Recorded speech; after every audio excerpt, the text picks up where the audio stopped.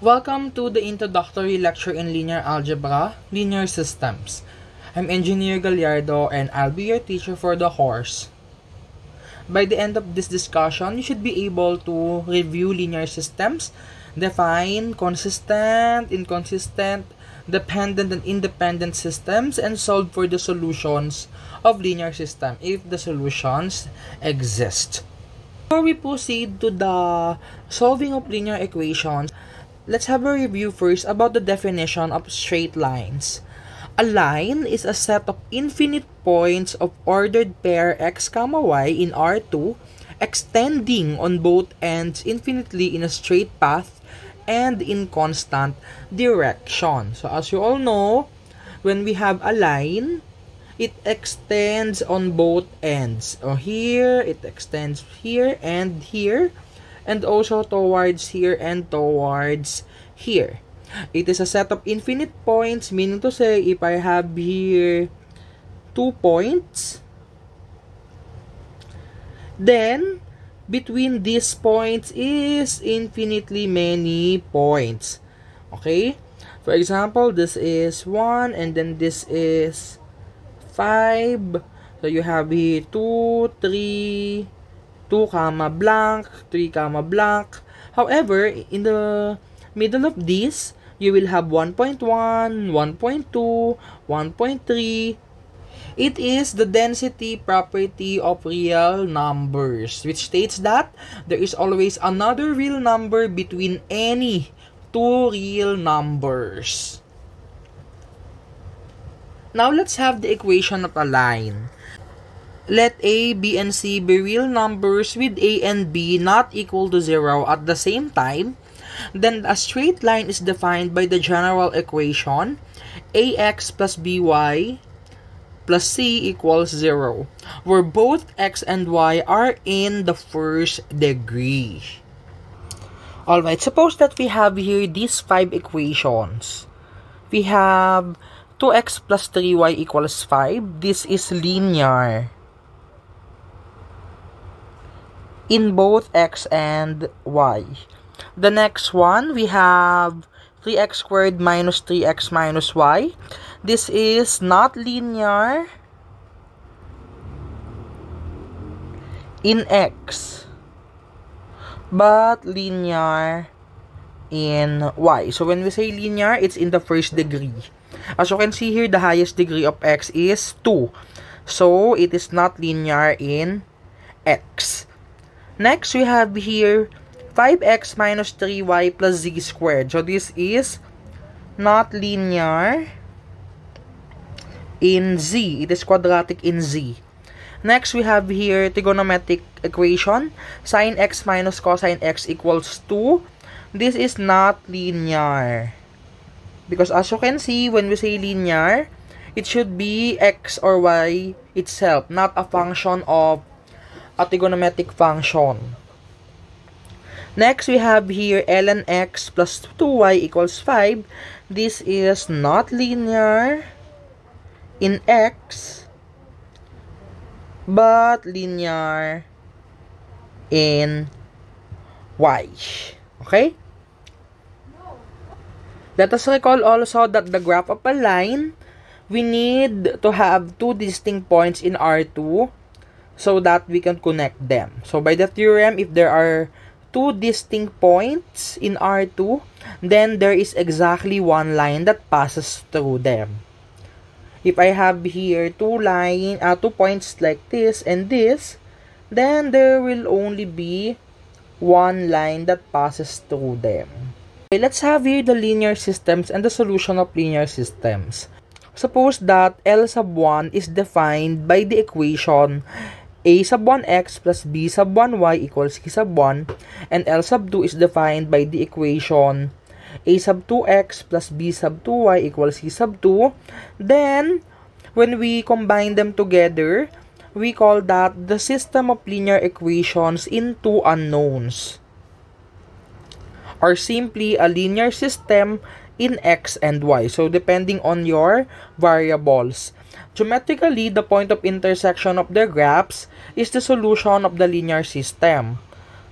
the solution satisfies both equations. So when we say it satisfies both equation, when you substitute the value of x and y here, for the first equation, the left side must be equal to c sub 1.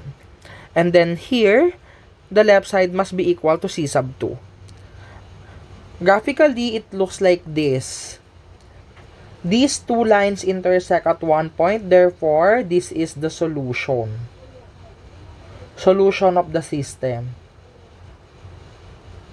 Now, we have a question here. What if the lines are parallel? Halimbawa, we have here parallel lines like this.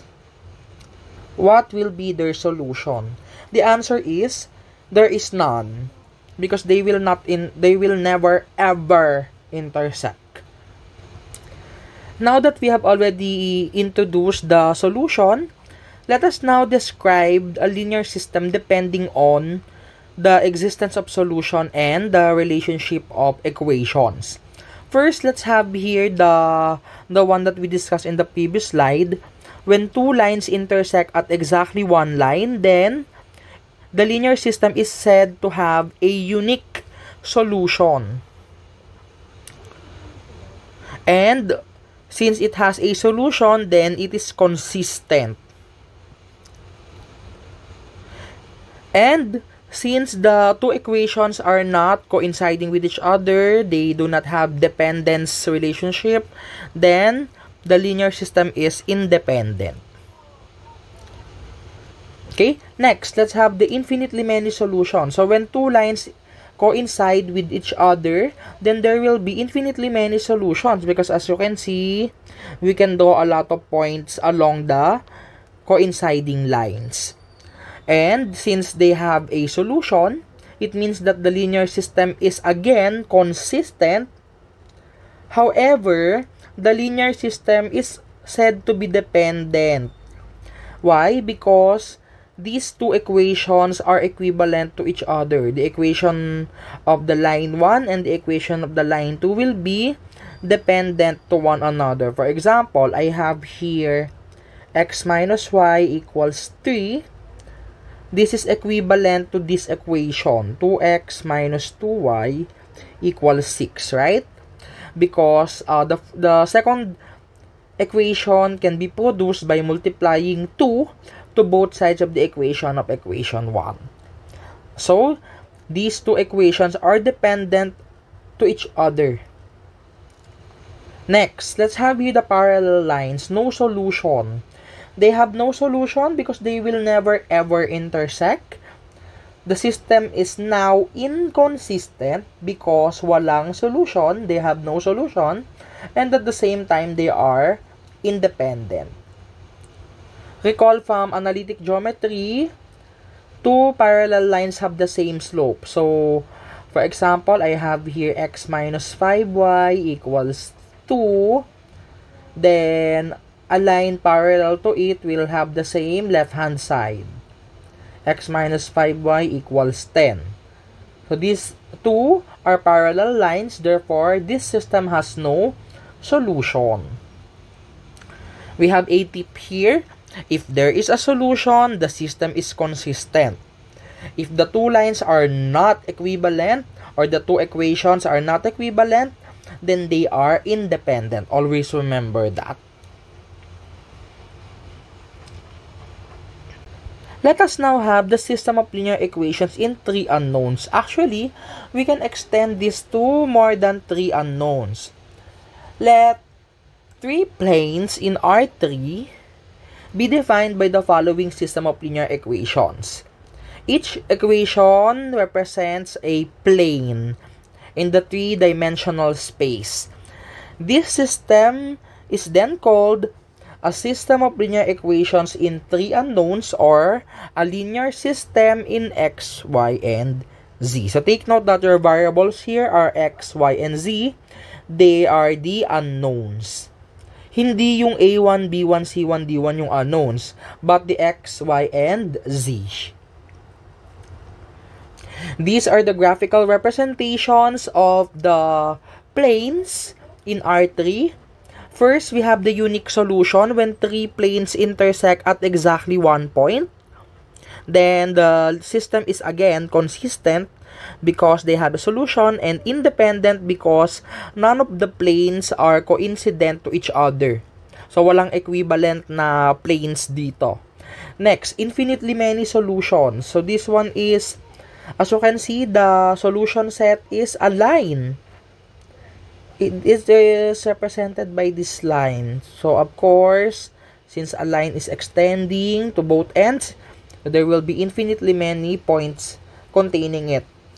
Again, this is consistent because merong solution, and this is independent because none of the planes are coincident to each other.